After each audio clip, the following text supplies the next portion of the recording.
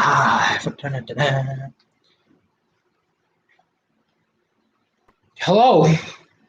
There's nobody here, at all. Doesn't matter. But welcome, Ghost, to another podcast. We are back. Yeah. A long 6 months? Close to 6 months? long hiatus. 5-6 months or so. It's been so long. We haven't made another podcast since December. So It has been. Thank you, Mark, by the way. So I guess, we kind of just have like a minute or two here. Let's just explain where we've been, what we've been up to. You go ahead and go first. All right. So we'll let the folks know. December was our last podcast, as I kind of mentioned. So, we were going to have our next one in April when WrestleMania came around, because we figured that would be the best time, because then we would hit the entire road to WrestleMania. Well, of course, the world happened. 2020 happened. And then also I got super busy with school, which I have now graduated, very happily graduated. Actually, I graduated on May 17th. So that's what I've been up to. What have you been up to in these past 6 months of 2020? Working, mostly. I was about to say, you've been working like a workaholic with all the EMTing and About such. 50 to 60 hours a week. That's where I've been. Yeah. Just working constantly. Yeah. So we just wanted to kind of take this beginning part and just say sorry, guys, for not being able to post anything or go live or anything. I mean, obviously, you guys pretty much understand why. But that means that we're also going to have a little bit more to talk about today than usual, because we were planning on stopping in April and then having another one in August, another one in November, and then another one in December. Obviously, with April not being a thing, we're going to just basically do the one today, where we're going to start in January of this year and bring it all the way up to basically 9 days ago, June 7th, which ended with In Your House, the NXT TakeOver In Your House. So we're going to have a little bit more to do, and then we're going to hopefully bring this back again in August for you guys on the road to SummerSlam. So to start, we're going to start, obviously, like I said, with January 1st, although not exactly January 1st. That first week of January, we saw New Japan hold their WrestleMania-sized card called Wrestle Kingdom 14. This was a 2-night event, which actually foreshadowed WrestleMania this year, which was a 2-night event. And we had two interesting things come out of this pay-per-view. We had, on the first night, the last match ever of the career of Jushin Thunder Liger. Now, for those that don't know, Liger is one of the greatest cruiserweights of all time. He has wrestled in pretty much every promotion across the world over his, I think it was almost 35-year career, somewhere around in there. So we wish him the best in retirement. And, I'm really going to miss his in-ring style, because he is one of those cruiserweights that was very influential for his time. Then on night 2, the main event, the true main event of the entire show, we had Tetsuya Naito finally fulfill his destiny and win both the IWGP Intercontinental Championship and the IWGP Heavyweight Championship. You are not in frame, sir. I'm just making sure that we are on the actual thing. I pretty much said that we have a podcast. It's like, watch it or not. Can't get you how to live. Your business isn't my business. So he finally fulfilled his destiny that he said he was going to fulfill a few years ago. So then continuing through January, we get to NXT UK TakeOver Blackpool 2. As I in the frame now. We're just trying to get in frame for you guys. I'll keep going. 2 major matches in this. We're going to try and not cover every match on every card except for WrestleMania, because that way we can kind of move through, again, these last 6 months pretty quickly for you guys. So we had Gallus, the team of Gallus, defeating Mark Andrews and Flash Morgan Webster, the Grizzled Young Veterans, and Imperium in a 4-way tag team 8-man ladder match. That's a mouthful. And then you also had in the main event Walter defeating Joe Coffey to retain the NXT UK Championship.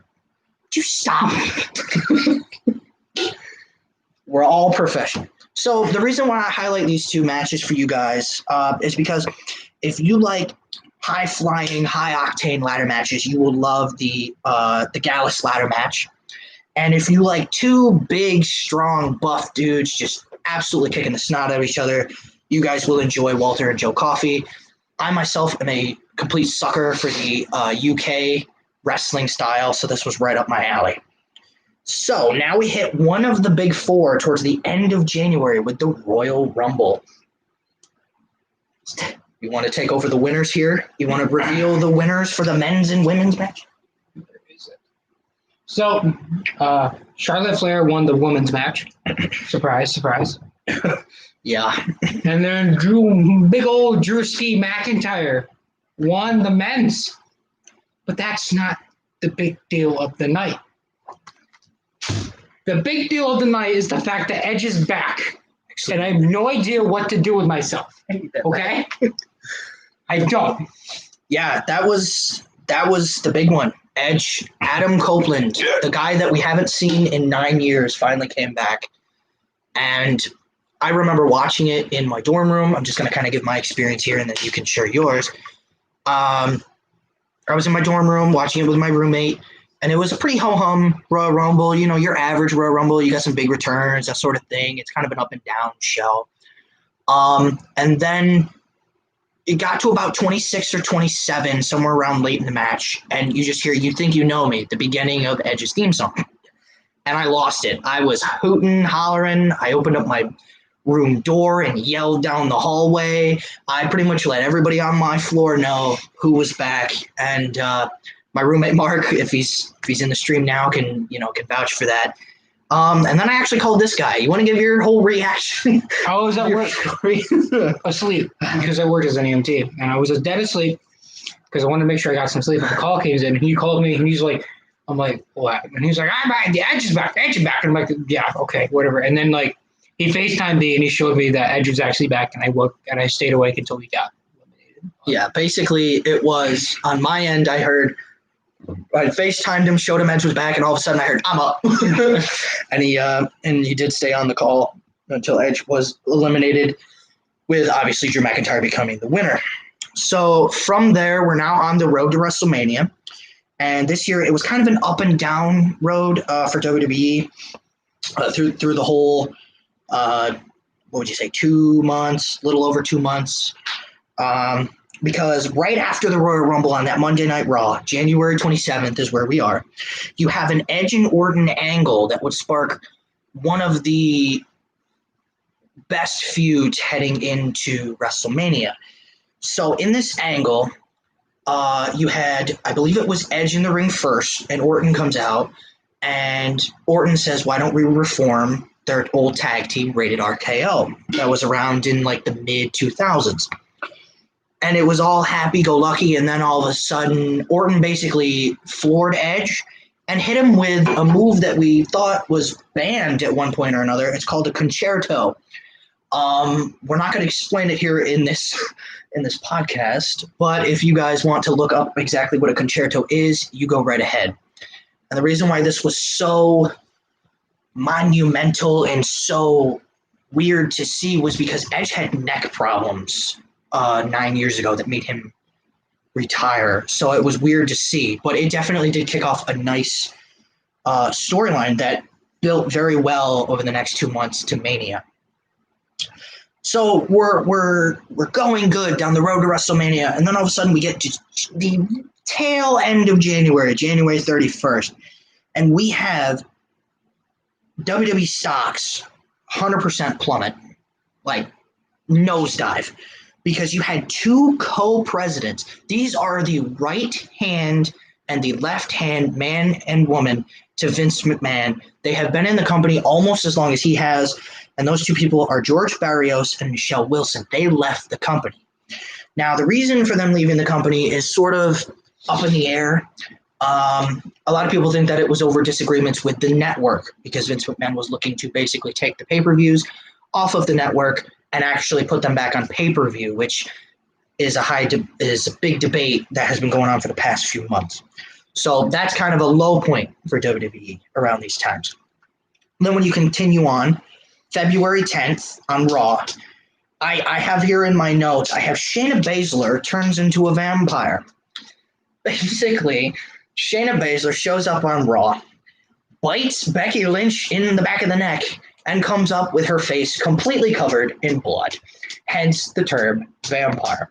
It was a very weird scene, but definitely established Baszler as a force, which I thought she was a force anyway. She's been running through NXT for a very long time, defeating everybody that has come in her way. And this starts her off pretty well in her main roster debut, which, as we'll see, kind of peters out towards WrestleMania time. So then from that initial debut, you then have NXT TakeOver Portland. You have Balor defeating Gargano in a very highly rated match. And you also have Riddle and Dunn, known as the Broserweights. Isn't Pete Dunne one of your favorites? Mm-hmm. I was about to say. They defeat the Undisputed Era to win the Dusty Rhodes Tag Team Classic and the Tag Team Championships. I think.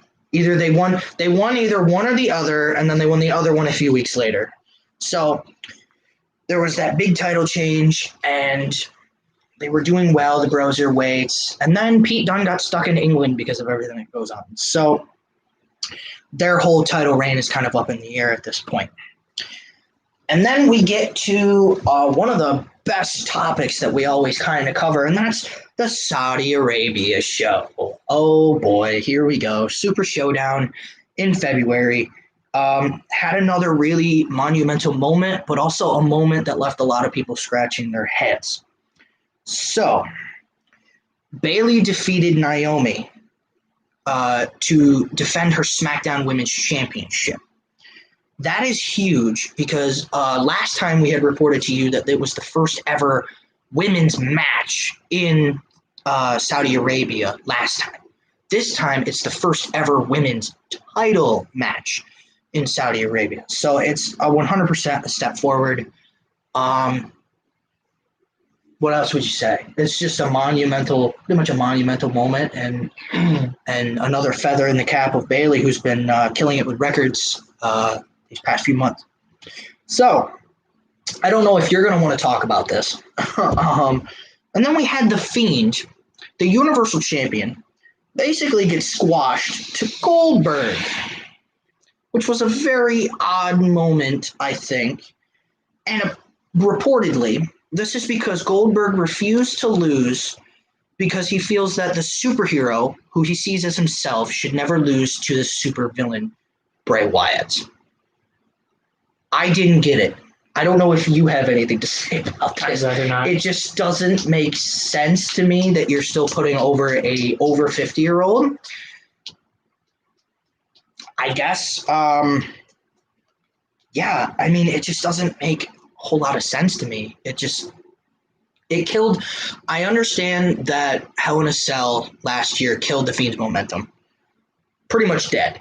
It was just finally starting to sort of, hit like a train. It was just starting to pull out of the station again, the momentum. It wasn't getting too fast, but it was just enough to kind of carry into WrestleMania, and poof, there it went again. So I don't know what they're doing with The Fiend. I thought he was going to be one of the best characters ever when he debuted at SummerSlam last year that I think we did cover. But Goldberg won because apparently this was going to set up a Goldberg and Reigns match at Mania, which we will get to, which didn't exactly happen. So now we're actually going to kind of switch gears because not long after Super Showdown, we had AEW Revolution, the first pay-per-view of the year for AEW. And this was such a good show.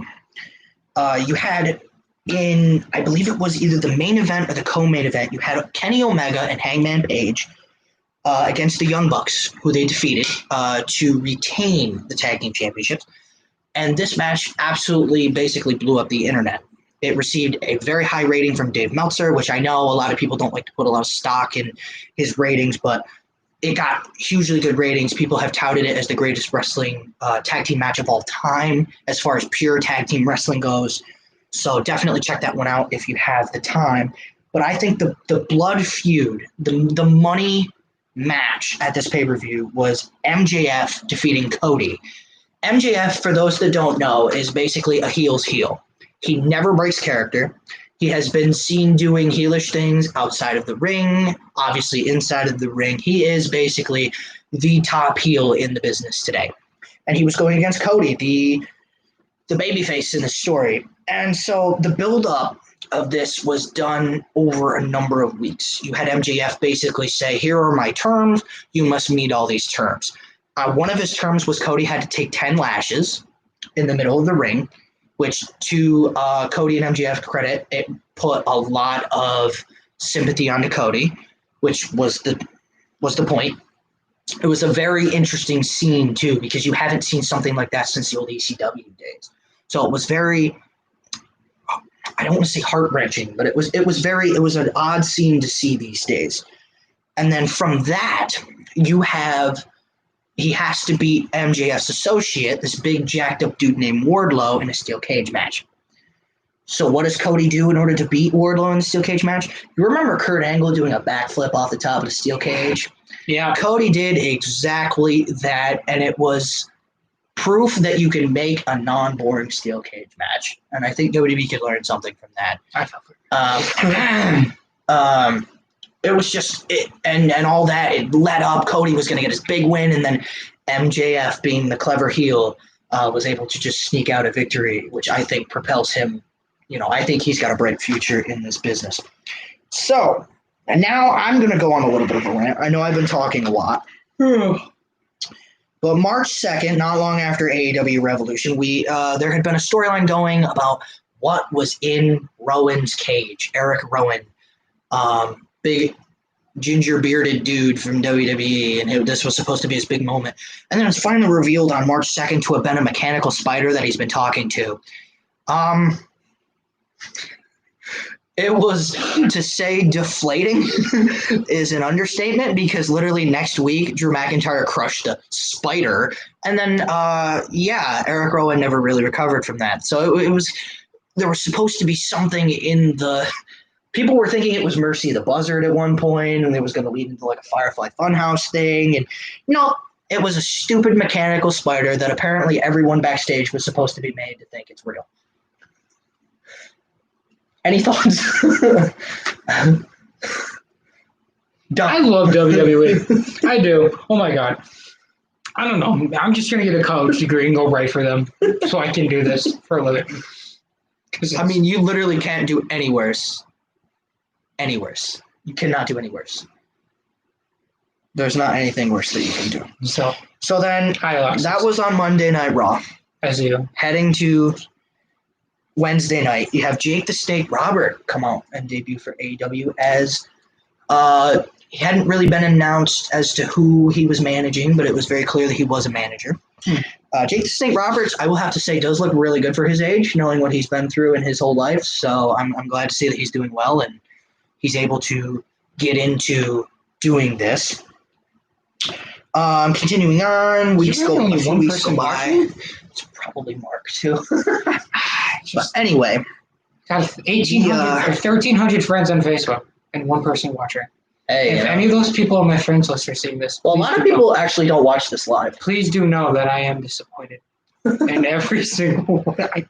Sorry. Anyway, so then a few weeks go by and we get to Elimination Chamber, another good stop on the road. And really the only talking point from this is Shayna Baszler, again, made to look incredibly strong by being the only woman in history to eliminate everybody else in the chamber in pretty decisive fashion, which is extremely odd given what happens at Mania. And we'll kind of have a discussion on that.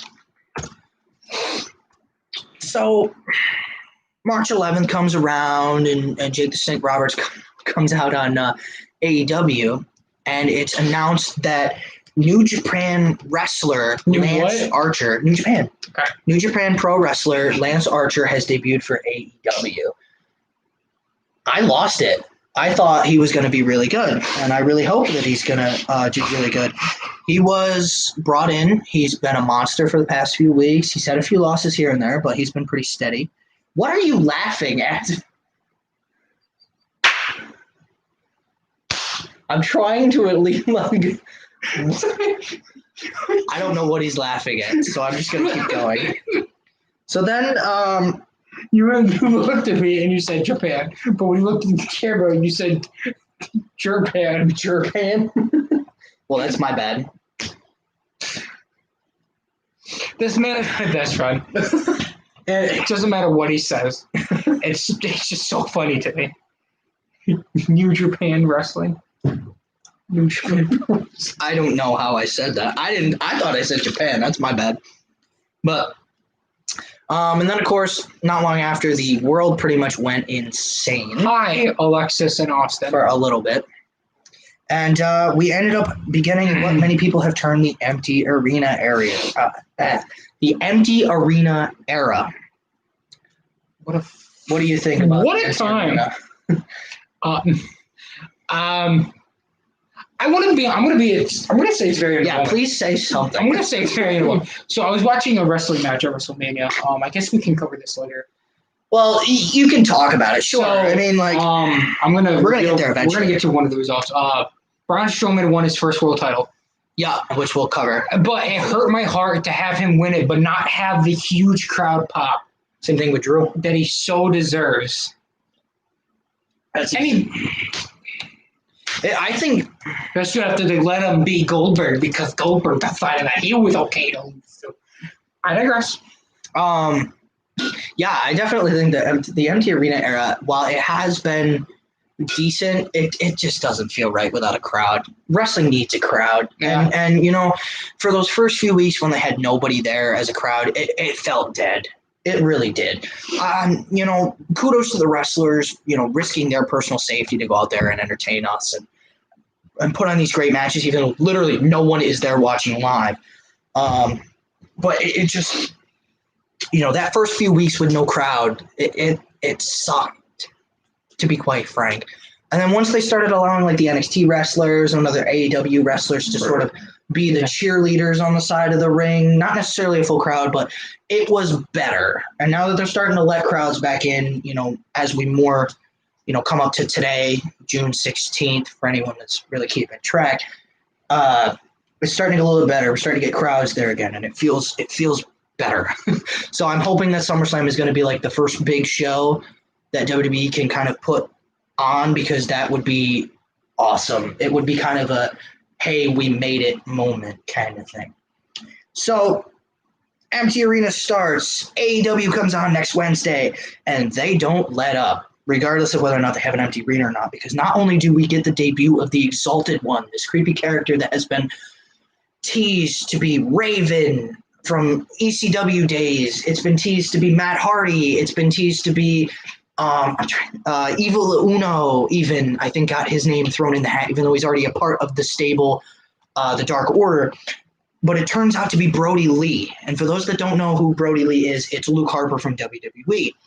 Now, this event, unfortunately, was supposed to take place in Rochester, New York, where Brody Lee is from. So that would have been a massive pop. Unfortunately, circumstances made it in an empty arena in Florida. So that was probably around halfway through the show, but they weren't done there. The main event of that show, I think it was Jericho was in the ring cutting a promo after a match, right? It's been a while, so some of these details might be a little fuzzy. And then all of a sudden, Jericho looks up, and there is broken Matt Hardy less than a week after his contract ran out with WWE. And it was just this, you knew something special was going to happen, and something really special has happened. We'll actually cover some of the stuff that they've done, but I feel like Matt Hardy being in AEW is the best move, because now he can kind of become his true creative self, because like he has been saying for months, he's been stifled.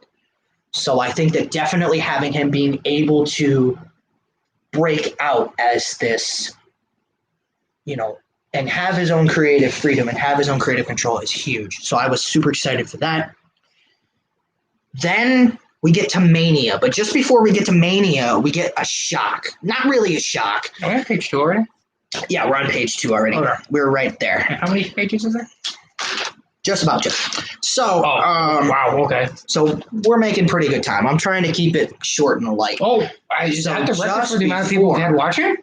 I think so. That's sad. That hurts. But hey, but you know, little things, little steps. So just before Mania, for reasons, the match is still being announced as Goldberg and Reigns, right? All the way up until Mania. And not too long before Mania, Reigns decides to pull out. He decides to basically say, nah, I'm sitting home. A lot of people were angry at Roman Reigns, which I think is absolutely ridiculous. They're expecting new twins, actually, pretty soon here. Wow. So he decided, for the interest of safety with himself and his family, that he was going to stay home. I think, under the circumstances, it was absolutely the right move. I don't blame him. In fact, I think that was probably the smart move for him, especially with newborn kids on the way. So it's still being touted as Roman Reigns versus Goldberg all the way up until, I believe, the night before. And then they announced that Braun Strowman has officially replaced Roman Reigns in that match. So now that we are up to Mania, we got to go through the results of everything on Mania because it is the biggest show of the year. So that's your job. Please wait a moment while he gets the results up. Please bear with us. I'm going to take a drink of my soda. All right. Here we go. First we had Cesaro versus Daddy Drew Gulak. What? And the winner was? Cesaro by pinfall. All right. And now the actual main show. That was the pre-show of the first. And then we have the Kabuki Warriors versus Alexa Bliss and Nikki Cross. And, of course, Alexa Bliss and Nikki Cross became new tag team champions, women's tag team champions. And then we had Elias versus Corbin. I refuse to call him King Corbin, but that's me. And then Elias won that one. Great. Yeah, that was kind of a dud. Then we had Mojo Riley versus R-Truth. Mojo won, which is 24/7 champion for one night. Then we had Becky Lynch versus Shayna Baszler. Now, and Becky won. I'm gonna stop you right there because I gotta say something.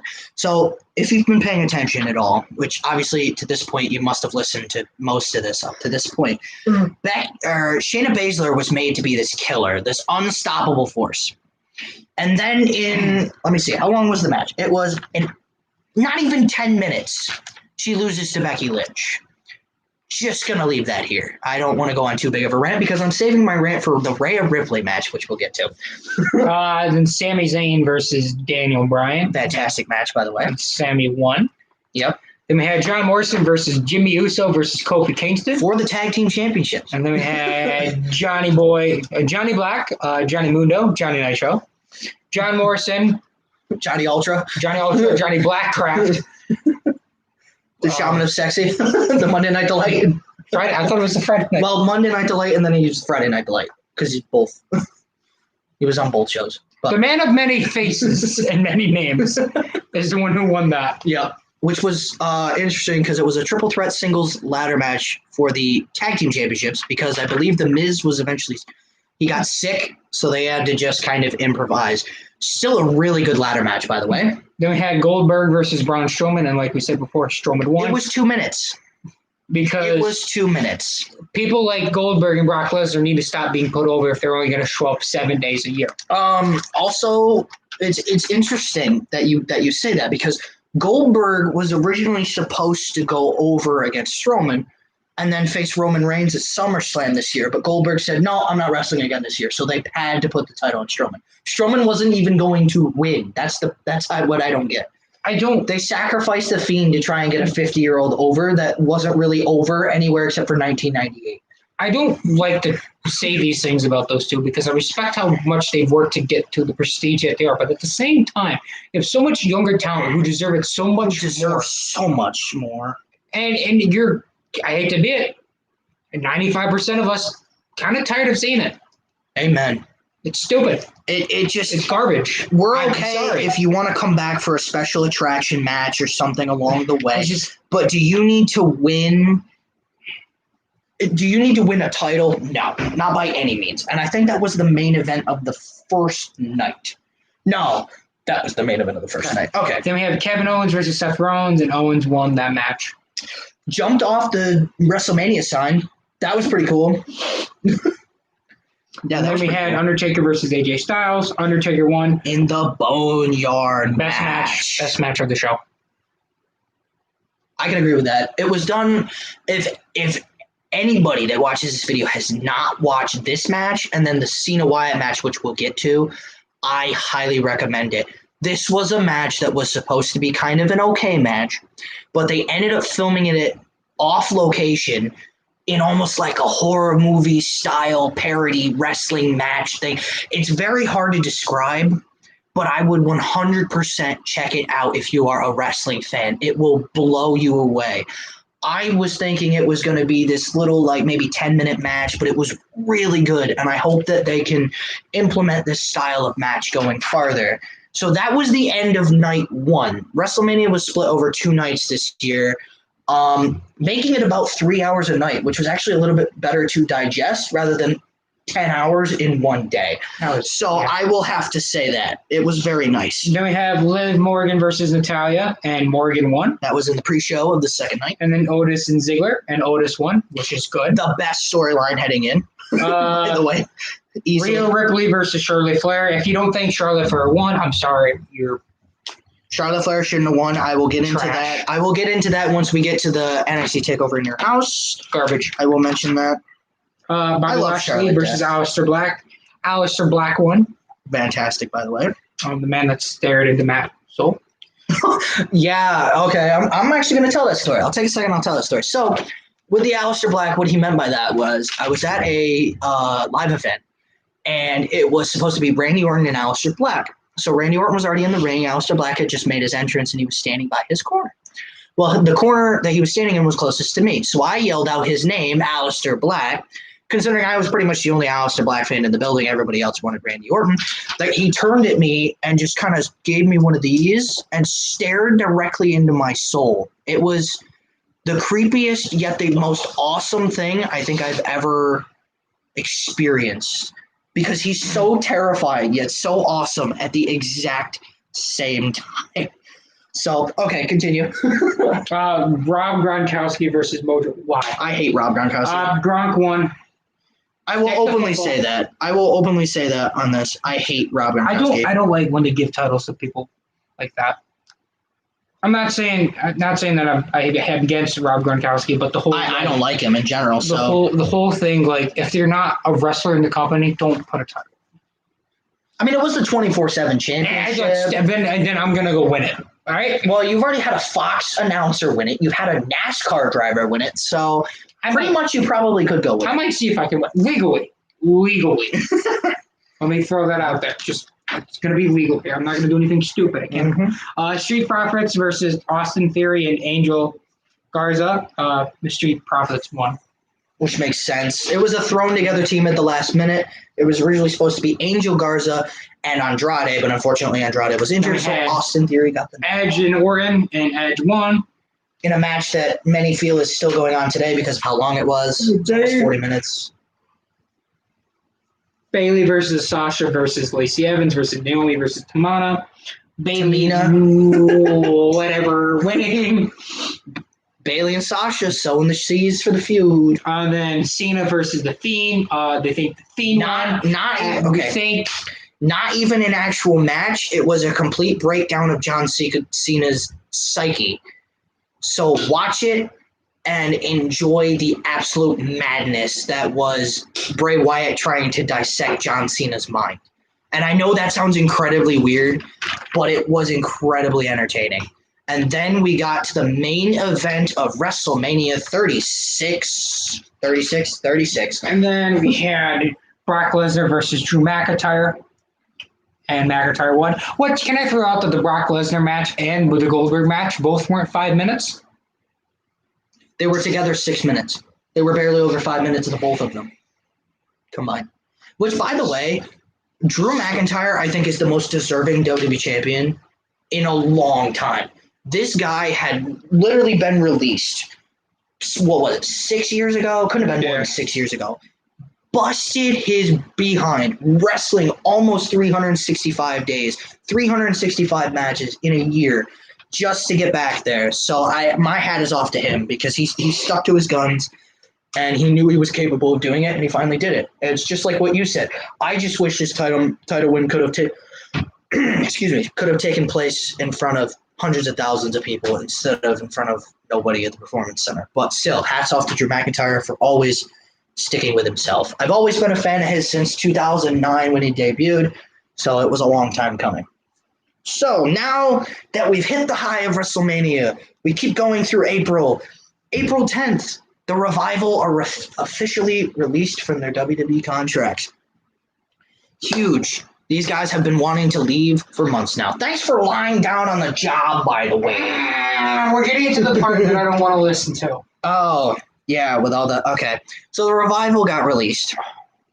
And it was good news. Everyone was in a good mood because everybody knew that the Young Bucks were about to... They've been having a feud back and forth, so they were going to get signed to AEW and have this beautiful tag team career. And it was generally a good feeling, even though they had been released, because they've been wanting to be released for months now. 5 days later, though, would be considered one of the darkest days in wrestling history. We had release after release after release after release for pretty much that 24 to 48 hours heading into the 16th. So just out of respect for the wrestlers and the staff that were released that day, I'm actually going to read them off. So we're going to start with the wrestlers. No Way Jose, Mike Kanellis, Maria Kanellis. I mean, that's not a loss either, though. That's nice. These are still people losing their jobs. What did they... And she's pregnant, by the way. What did they do? They didn't really wrestle. See, Mike Kanellis, unfortunately, was injured way too often to wrestle, but he's really good. So I hope he'll be good. Fair. Primo, Epico, I'm sorry. Rowan, Sarah Logan, Anderson and Gallows, EC3, Drake Maverick, Kurt Hawkins, Heath Slater, Eric Young, and Leo Rush. There were also producers that were also released. Some of these were furloughed too. Furloughed means that they should be able to come back. They're aiming for July 1st. We're not quite sure which is which, so we're just going to read them out as if they had been released.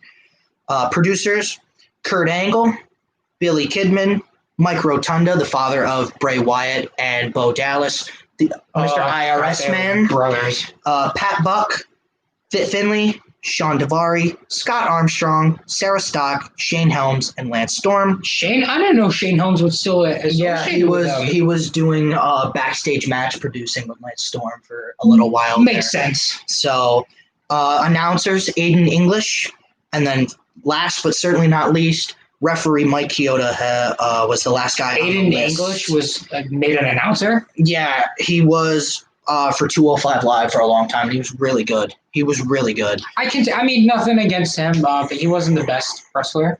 He wasn't. His mic skills were actually pretty good. So, just to all those people. I'm sorry about what I said. It is upsetting. I really didn't even know those two were still in the company. It's sad. I mean, a lot of these guys actually, they weren't the most popular wrestlers. They weren't the most used, per se. But it still sucks. It sucks because of those people's jobs. It's the people's way of life. And I love Heath Slater. I loved all of them, whether they were on TV or not. So much. As far as I'm concerned. Some of them I really was like EC3. I'm not big on them. But the thing that hits me the most is a lot of people have been, it's come out then with money reports and everything that WWE is making a record profit this year.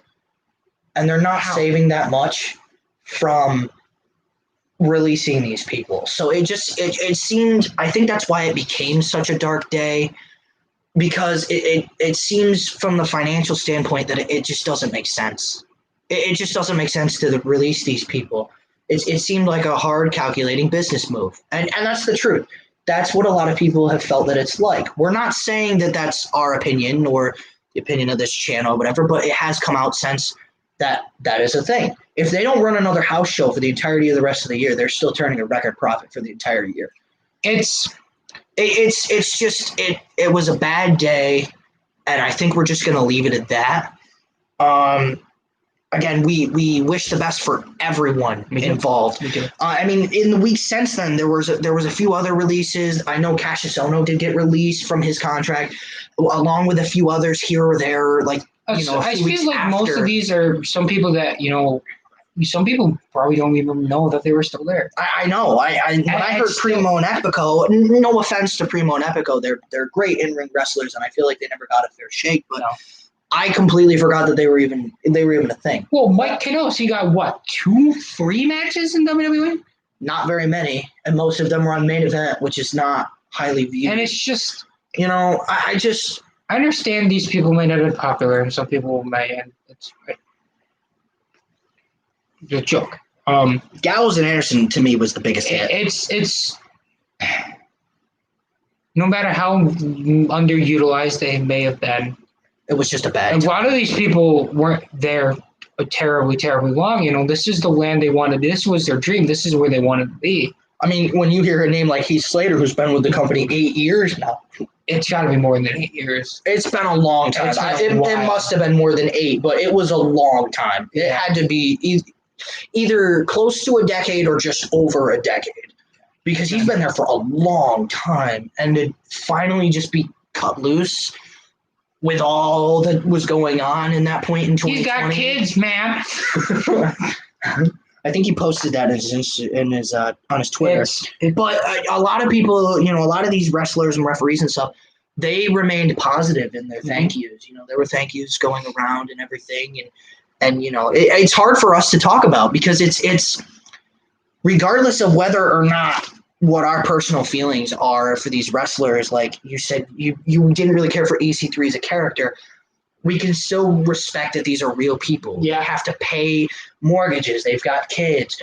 They got kids, man. Anyway, it's just, I can't imagine, having a family or having a kid on the way like Maria, and just everything going okay, nothing, just trying to get through the day, going through the pandemic, and then your job's just, it's gone. It's gone. It's gone. And that's why? all there is to it. They don't know. So that's all we're going to say. We don't want to get into too weird territory there, but that was a dark day. And then literally the day after, when the last of these releases were coming in, we lost a true legend, Howard Finkel, I think. The legendary ring announcer sadly did pass away.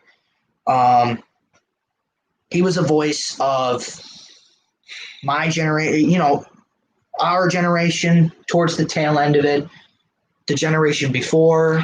He was the first ever WWE employee ever signed to a full-time contract by Vince McMahon. So he's a voice that will never be forgotten, and he's a voice that will live on for a lot of people. So, we just want to express our heartfelt condolences, although they are a little bit late, to the family of Howard Finkel, and we know that he's doing a fabulous job ring announcing up in heaven with everybody that's up there, and producing some great main event matches with everybody up there. So back to happier news. Around the same day that all these releases were going around, we got actually a new face to NXT.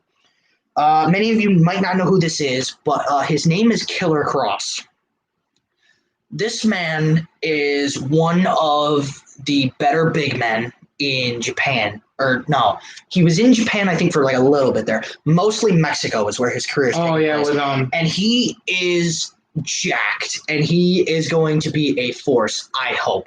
I've said this 1.5 million times with a bunch of people coming into the company, but Killer Cross is something special. So what was that one guy that was in ECW like 2 years ago? Not ECW, NXT, the bigger Lars guy. Sullivan? Yeah, is he still utilized as well as he was, or is he? He basically went away because of mental health issues at this point. That's the reported. Because he was getting stressed out about having his first feud with John Cena, and then no one's really knowing what's going on with him at this point. So, but basically, to WWE's credit, I know this isn't exactly within this few months of news, but to his credit, WWE told him, "You're welcome back whenever you feel ready." So he's been kind of just laying low at this point. He was one of those I wasn't big on at first, but I respect how hard he worked, and I didn't have to get off. Like, no, I know. Like, I'm not big on his character, but the fact that he worked as hard as he did, a lot of people work hard. It's a respect thing. Exactly. So he debuted in NXT. I was super excited when I heard that he had signed. So EC3? hopefully, EC3, yeah, I was excited, but I'm talking about Killer Cross as well. Yeah, sorry. So then we had that. Then we kind of fast forward a few weeks to May 6th, and what I like to call the golf cart incident. Basically, the golf cart incident was we were having a backstage brawl on AEW Dynamite between Matt Hardy and Kenny Omega against, I want to say it was two members of the Inner Circle. And I want to say it was Santana and Ortiz, but I could be wrong. It was either Chris Jericho, Sammy Guevara, Santana, Ortiz, or Jake Hager. So any combination of those two. They all got involved towards the end anyways. But basically the golf cart incident, I would absolutely recommend to anyone that needs a good laugh.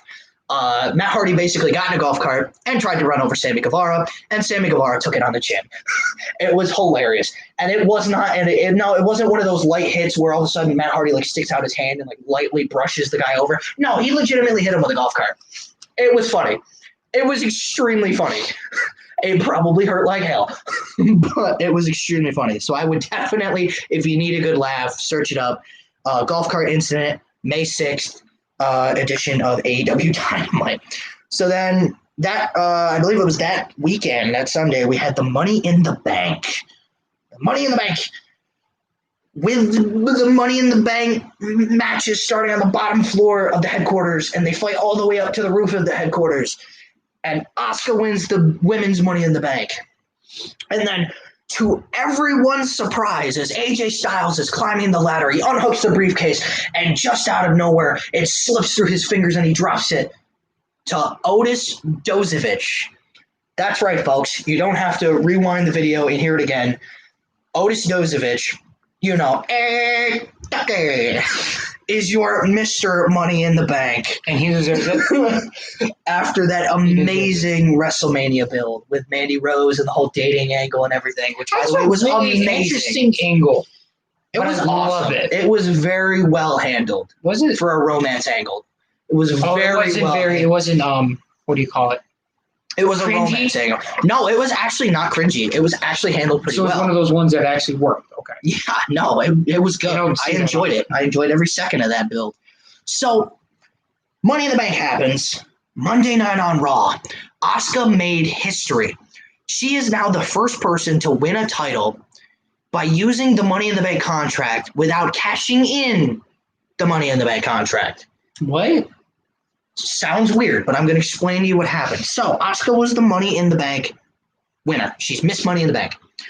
Becky Lynch has this big announcement. She's in the ring, and Asuka comes out too. And then Becky Lynch drops a bombshell. She's pregnant, and she needs to go away to have this child or quit or whatever. It's kind of up in the air what her status is right now. But so then she decides to just give the belt in exchange for the Money in the Bank briefcase to Asuka. So Asuka technically won the championship using the Money in the Bank without actually cashing in the Money in the Bank. Very weird stuff. So basically when Becky Lynch comes back after being pregnant, she can just... No, they basically took the Money in the Bank contract away in exchange for the title belt. So that's gone. The women's Money in the Bank is null and void at this point. That's okay. Yeah. I mean, good for Becky. Hands down, good for Becky. Yeah, her and Seth, I hope, are extremely happy. It's her and Seth. I know. Rollins. Oh, I know. Yeah. It's just different. I remember the intro. Do I just post this now? I love that. But yeah, no, congratulations to Becky. And Asuka made very weird trivia question worthy history. I guess that's the best way I can put it. And then Sami Zayn finally gets a title belt. And then all of a sudden it's stripped. And there's a tournament that was being held over the last few weeks. AJ Styles did win that tournament last Friday in what is regarded as the best TV match of the year so far. Him and AJ Styles absolutely killed it. Wait, I already said AJ Styles. Him and Daniel Bryan actually killed it. It's AJ Styles and Daniel Bryan. Another sad day happened, and hopefully this will be the last kind of sad day. Yeah, this will be the last really sad day that we have for you guys. In a show of heroics, Shad Gaspard, one half of Crime Time, was officially confirmed to have passed away. Not long. I'm not quite sure the exact date, but I know it was in May. And basically, news had come out. He had, I believe, he had drowned. But in his heroic final acts that we want to share with you guys because we felt it's a good story. When it was him and his son, and they were both in trouble, he made sure that his son was helped before him, and that was ultimately cost him his life. So he was a true hero. It poured all over Twitter. Not a bad word has been said about Shad Gaspard. So we just kind of wanted to highlight a true hero because he decided to sacrifice himself to save his son. And, you know, so we wanted to kind of convey that to you because we feel that's important for you guys to know. And just like Howard Finkel, you know, we know he's in a better place, and we hope that he's putting on one hell of a main event up there with everybody else. So thank you, Shad Gaspard. Our condolences again to the family, although it's a little bit And to JTG. late. Yeah, and to his late tag team, JTG ain't dead, and his former tag team partner, JTG, who also lost a friend. So although the condolences are late, we still give them to the family, and we hope that you guys can move past this. And thank you, Shad, for everything. This sucks, man. It does. It's been a very up and down 6 months. Huge. Like when I first started watching wrestling, that was when they first started. Like my biggest memory is when they destroyed JBL's logo. John Cena. When they destroyed who? JBL's logo. Oh yeah. JBL. I didn't hear the guy's name. One of my favorite memories actually watching wrestling. So yeah, I mean, it sucks. It does, but you know, I think it's painful, but I think it's a little less painful knowing that he chose to save his son over himself, which I think is what any father would do, hopefully when put in that situation. So I think it blew up. It blew up fast. So that is our last piece of sad news. Thank God.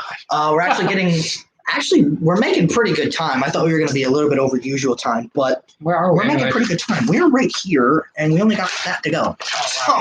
So we're making pretty good at time. So can I just throw something in? Sure. Go right ahead. Talking about really all these sad things, I'm just going to address the elephant in the room. Okay. I don't know what elephant this is.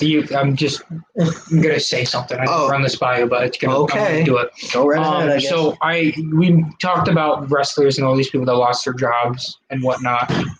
But that doesn't compare to I don't know how many people in the United States have lost theirs. Regular, everyday people that can't make ends meet because they lost their job. Like, I don't know the full details. I've been lucky enough to hold them on to a job. That's also because I'm an EMT, and I've been kind of an important worker. Even though my call volumes has dropped, I've had kind of a big part in play in these things because, I have to, I've had more. Every call I've had since this whole thing has started, it's pretty much been a real legit. Not that I'm trying to. Everything is seen more real. I've seen a lot more bad things in this time period with a less call volume than I have with a higher call volume. Right. So it's just going to work, holding my breath, and trying to get through it. But to those who are struggling right now, to those who are like, I understand this whole thing sucks, and it does. And it can be a huge weight on your shoulders, and I get that. I get it. First down. I may not get it during the pandemic, but I get it likewise. But to all those struggling, I just want to throw out the National Suicide Hotline number is 1-800-273-8255. They can point you in the right direction for anything that you might need to kind of get yourself stable. Not like money-wise, but like up here.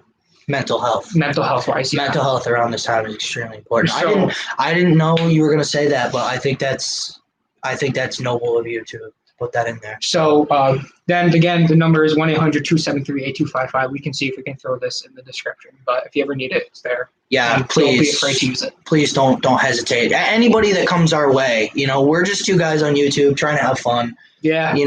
And even if you need to talk to us or you use these videos to help kind of de-stress you, We're glad that we can help in any way. But again, we're going to see if we can put that in the description. Yeah. We're going to see if that's possible. If not, we already said it, twice in this video. Yeah. So actually, thank you for saying that. I didn't even think about that. So okay, well, back into the wrestling news. That's the end of our public service announcement. Anyway, so heading into Double or Nothing. This is one of the bigger shows for AEW. So they typically do about 3-4 pay-per-views a year. AEW? Yeah, AEW. So Double or Nothing came around, and there's a bunch of things that happened. New champions galore, new debuts, really weird match that actually was super entertaining. First of all, you had a number one contenders ladder match at the beginning of the show. All the participants were announced except for one. The one person that they didn't announce was the debuting Brian Cage. Brian Cage, for those that aren't familiar, you might want to look up his work in Lucha Underground, and he was also a main eventer in TNA or Impact, whichever one you choose to call it. He's a big dude, and he's super athletic, and yeah, I think he's going to have a very bright future in AEW. So he debuted. He won the number one contendership to face Jon Moxley at Fyter Fest, which will be happening July 1st and July 8th, basically a 2-week event that will be free after Dynamite at 10 o'clock on TNT. Free plug, I guess, for them. And then you had Cody defeating Lance Archer, who we had mentioned debuted earlier, in the finals of the TNT Championship tournament. So Cody won the TNT Championship and then basically came out the next week on Dynamite and said, I will defend this every week. So it's essentially a television title that has so far he's defended against Jungle Boy in an amazing match and then one half of the Private Party in a fantastic match. So I'm excited to see what happens there. You also have veteran Hikaru Shida defeating Nyla Rose to win the AEW Women's Championship, which I thought was the biggest shock of the night because Nyla Rose is sort of like the Nia Jax of AEW. She's this monster, this unstoppable force, and she doesn't even get more than, I think, 2 title defenses and holds the title less than, I think, like 2 months. So it was a little weird. Not to say that it wasn't a good match or anything, but it did feel a little weird. But Congrats to Hikaru Shida. And then you had what was known as the Stadium Stampede match. What? The Stadium Stampede match. Basically, you're not saying it well enough. Well, then do it then. You got to give them that Stadium Stampede match. All right, there we go. So you had the Elite. From the middle of nowhere. Which is the Young Bucks, Paige, Omega, and Hardy against the Inner Circle. They literally started on like opposite ends of the football field and had a match all around a football stadium, jumping off of uprights, hitting each other with golf carts, with footballs. Dude, that literally sounds like a match I want something to do with. It was insane. It was insane. Unfortunately, I wasn't able to watch it that night, but I definitely wouldn't mind watching it if they put it up on their YouTube channel or something down the road, because it was just pure pandemonium. And it was just, from what I heard, it was just downright fun. I was able to catch a little bit of the highlights, and there was I think one of the Young Bucks jumped off of like the uprights. One of them jumped out of the stands and put, I think, Jericho through a table. You had Gatorade being poured like when you win a big game. Oh yeah, it was insane. It was really fun. So after that happens, the next Wednesday comes along, the 27th of May, where you had FTR, the Revival, formerly, make their AEW debut, and I lost it. I have been waiting for these guys to leave and go to AEW for a long time now, and the fact that they are now in AEW makes me extremely happy. And so far, they've gotten a few wins on television, and they've been looking better than ever. And then later on that night, you had a face-off between Chris Jericho and now AEW debuting thing, I guess that's what you call it. Iron Man Mike Tyson. Mike Tyson. The boxer Mike Tyson squared up with Chris Jericho and got into a shoving match. Baddest men to walk this earth. Who's actually from my mother's hometown, believe it or not. Used to ride the bus with him to school. Yeah. Yeah. I believe you. I'm just. He's gonna fact check this one, folks. But yeah, no, he used to ride the bus with my mother to go to school. Yeah. Catskill. Yeah, he's from Catskill. You didn't know that? No. But anyway, it was such a bizarre scene, but holy crap, Mike Tyson definitely was something interesting that you weren't expecting. Holy crap. Yeah. Wow. Yeah. Do you think Yeah. you know your mom? Probably not now. Yeah. It's been probably way too long for Mike So Tyson. cool. But yeah, it is pretty cool actually. Yeah, do you know that picture that I have in my house of him with my grandfather? Yeah, my grandfather helped to like partially train him for boxing. That is a thing. Yeah, all these weird details are coming out about my family and Mike Tyson. But anyway, he made his AEW debut on May 27th. And then we fast forward a little bit to June 5th, the Friday Night SmackDown. Bayley and Sasha won the Women's Tag Championships for the second time, becoming the second two-time champions behind Alexa Bliss and Nikki Cross, I believe.